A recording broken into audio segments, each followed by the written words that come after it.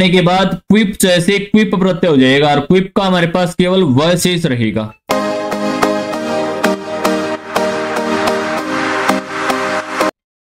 ओम नमस्ते जी। आज का हमारा विषय कृदंत प्रकरण में क्विप च नियम से प्रारंभ होगा। इससे पूर्व हमने कृदंत प्रकरण के अनेकों नियमों के बारे में विस्तार से चर्चा की है। उनमें प्रयुक्त प्रत्ययों, आगमों, आदेशों का प्रयोग करके आपके सामने प्रस्तुत किया है।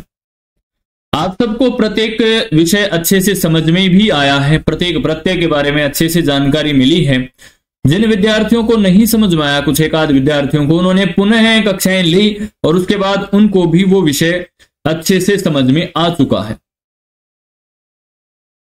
आज सब हम अपने विषय को क्विप च नियम से प्रारंभ कर रहे हैं। अब क्विप च नियम क्या कह रहा है और इसमें किन किन उदाहरणों का, किन किन प्रत्ययों का प्रयोग हो रहा है। अब क्विप च क्या कह रहा है कि क्विप प्रत्यय भी धातु से हो, कर्ता आदि में हो। अब उदाहरण क्या है हमारे पास, उखासरत, पर्णध्वत, वाह भट्ट, भ्रट, वाह भ्रट। अब सर्वप्रथम हम प्रथम उदाहरण को लेते हैं उखासरत को। अब उखासरत क्या कह रहा है, उखाया स्रंसते, अर्थात उखा और गसी और संस्र और क्विप, संस्र धातु हो गई यहां पर, ठीक है। और भुआदि धातु से धातु संज्ञा करने के बाद क्विप जैसे क्विप प्रत्यय हो जाएगा और क्विप का हमारे पास केवल व शेष रहेगा। क की तो हलंत्यम से, क की किससे, लसक व तदिते से, और इकार की उपदेश से अजनुनासिक इत से। इत संज्ञा करने के बाद हमारे पास केवल उखा, गसी, संस्र और व शेष रहता है। तो वह शेष रह जाएगा। तो कृदंत हम पढ़ रहे हैं, कृदंत पढ़ रहे हैं तो कृदतिंग से कृत संज्ञा, आर्धातुकम शेष से आर्धातुक संज्ञा हो गई। अब आर्धातुक संज्ञा होने के बाद एक नियम आता है जो पूर्व में हमने पढ़ा था, अनिदिताम हल उपधाया किंगति, अनिदिताम हल उपधाया किंगति। इससे क्या होगा, सूत्र से संस्र के नकार अर्थात अनुस्वार का लोप हो जाएगा। अब हमारे पास शेष क्या रहा, संस्र की जगह पे सस्र, स्रस, और जब स्रस शेष रहेगा तो उखा, गसी, स्रस और वेर प्रत्यय से जो पिछली कक्षा में भी हमने पढ़ा था, वकार का लोप हो जाएगा। तो हमारे पास शेष क्या रहा, उखा, गसी, स्रस, उपपद मतिंग से उपपद समास कर देंगे और कृत दित समासास्त्र से प्रातिपदिक संज्ञा करने के बाद सुपो धातु प्रातिपदिकयोः से सुपों का लुक हो जाएगा। और जब सुपों का लुक होगा तो हमारे पास शेष क्या रहेगा, सुप कौन से हैं इसमें, सुप 21 प्रत्यय होते हैं जिसमें सु, औ, जस, अम, औट, सस्ता, भ्याम, भिस, गीप, भ्याम, भैस, गसी, भ्याम, भैस आदि आते हैं। तो गसी उसमें आता है, तो गसी का सुपों का लुक हो जाएगा सुपो धातु प्रातिपदिकयोः से। तो उखासरस मिला देंगे तो उखासरस, और स्वादुत्पत्ति विभक्ति कार्य कर देंगे तो उखासरत हमारा रूप सिद्ध हो जाएगा। ठीक इसी प्रकार जो हमारा अगला उदाहरण है पर्णध्वत, क्या उदाहरण है, पर्णध्वत। अब पर्णध्वत भी ठीक इसी प्रकार है, पर्ण, गसी उपपद रहते ध्वंस धातु से क्विप प्रत्यय हो जाएगा। कोई परिवर्तन नहीं है, आप इसको करेंगे स्वयं, क्योंकि हम चाह रहे हैं कि कम समय में आपको अधिक जानकारी मिले। देखो क्विप प्रत्यय हो रहा है, क्विप का हमारे पास केवल वह शेष रह रहा है। जब वह आदि शेष रहेगा, कृत संज्ञा करेंगे, कृदतिंग से, अर्धातुक संज्ञा करेंगे, अर्धातुकम शेष से इट के आगम की प्राप्ति है, नेड वशीकृति से निषेध हो जाएगा। और अनिदिताम हल उपधाया किंगति जैसे संस्र के नकार अर्थात अनुस्वार का लोप हो जाएगा। तो यहां पर संस्र ही लिखा हुआ है, ये हम ठीक कर देते हैं, यहां ये बन जाएगा ध्वंस, ठीक है। और वेर प्रयुक्त से वकार का लोप हो जाएगा, तो हमारे पास शेष क्या रहा? पर्ण घसी ध्वस। और उपपद मतिंग से उपपद समास करने के बाद कृत संज्ञा करने, कृत अदित समासाश्चर्य से प्रातिपदिक संज्ञा करने के बाद सुपो का लुप हो जाएगा, सुपो धातु प्रातिपदिकयो से। और जब सुपो धातु प्रातिपदिकयो से लुक होगा तो हमारे पास पर्णध्वस बनेगा। बनाना क्या है? पर्णध्वत। स्वादुत्पत्ति विभक्ति कार्य करेंगे तो पर्णध्वत हमारा रूप सिद्ध हो जाएगा। ठीक इसी प्रकार अगला उदाहरण आता है वाह भ्रट। क्या उदाहरण आता है? वाह भ्रट। वाह भ्रट भी ठीक इसी प्रकार है। भ्रंश धातु के प्रत्यय वाह से उपपद रहते, ठीक है। उपपद मतिंग से उपपद समास की प्राप्ति हो रही है ना यहाँ पे।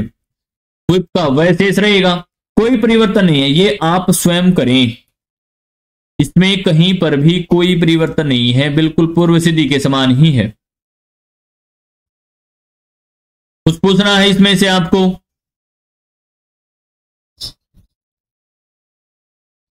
बहुत अच्छे जी, सबको समझ में आ गया ना?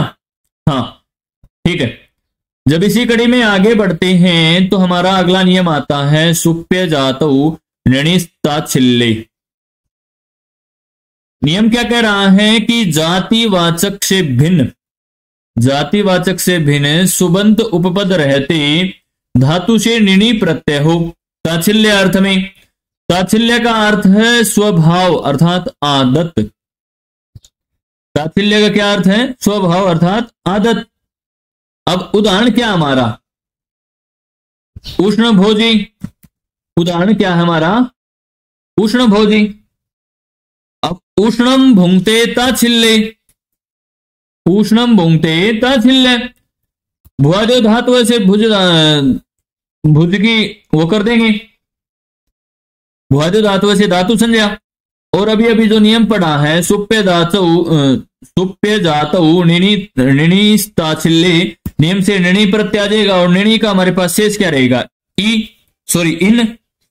और जब इन शेष रहेगा तो उष्ण अम भुज इन, चुटू से इत संज्ञा करके इनके इन शेष रहेगा। कृत संज्ञा अर्धातुक संज्ञा आदि करने के बाद लघु पद गुण की प्राप्ति हो रही है।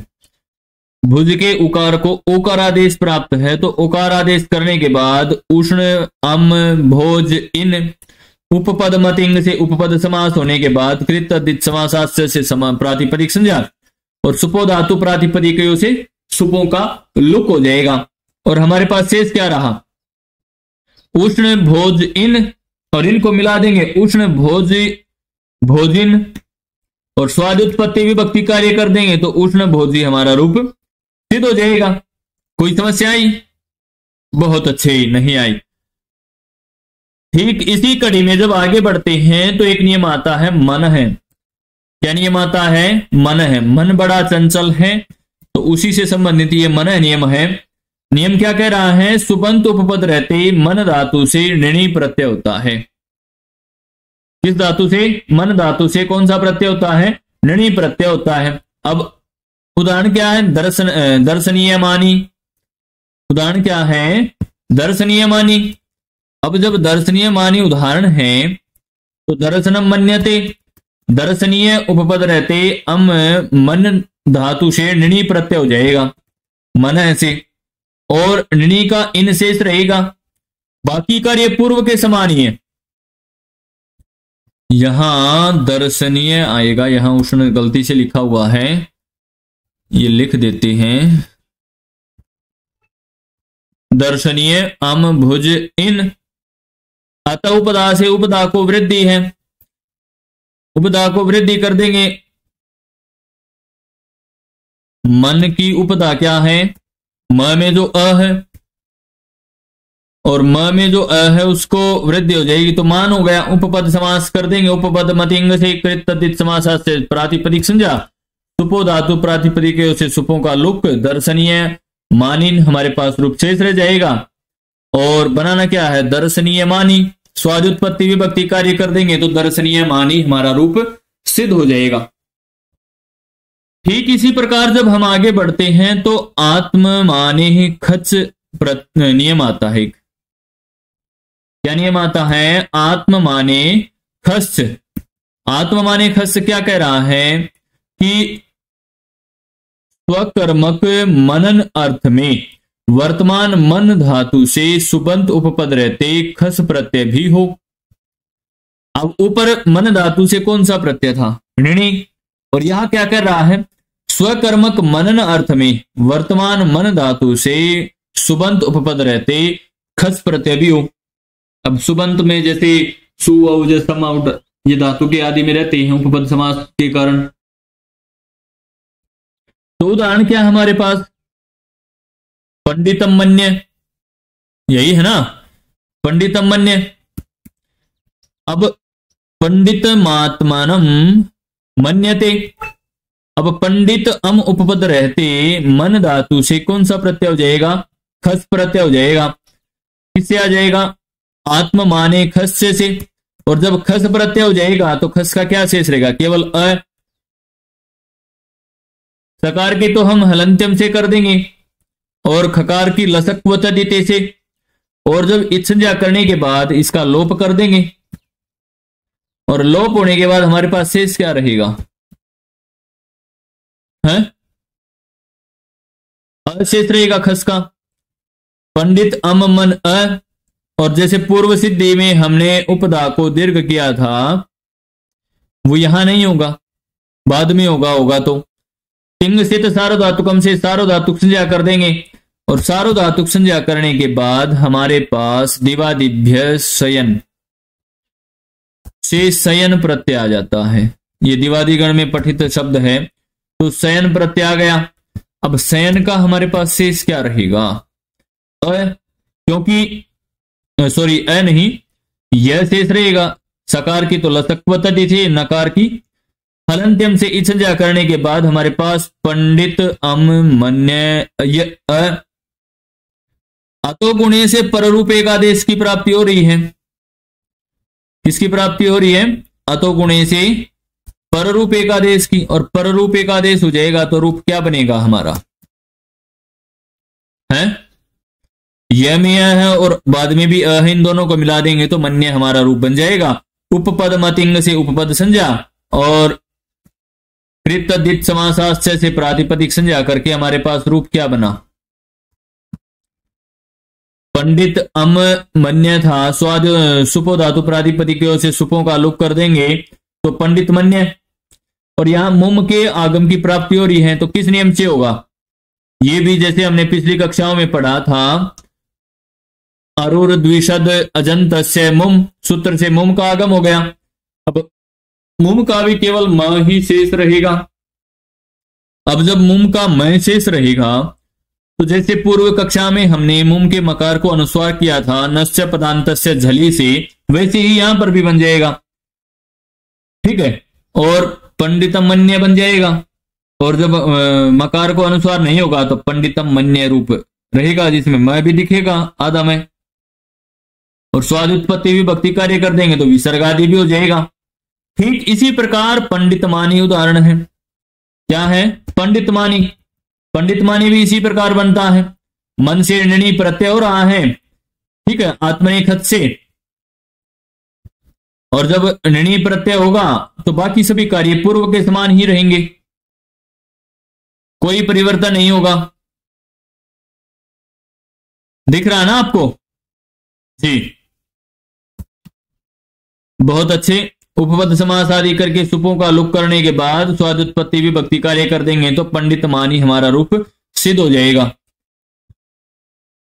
आज के लिए हम इतना ही करेंगे। अगली कक्षा में हम अगले नियम से किदंत प्रत्यय रहते पूर्व पद को ह्रस्व हो परंतु अव्यय को न हो, इन चीजों के बारे में विस्तार से चर्चा करेंगे। धन्यवाद। फिर मिलेंगे इसी प्रकार की नई नई कक्षाओं में।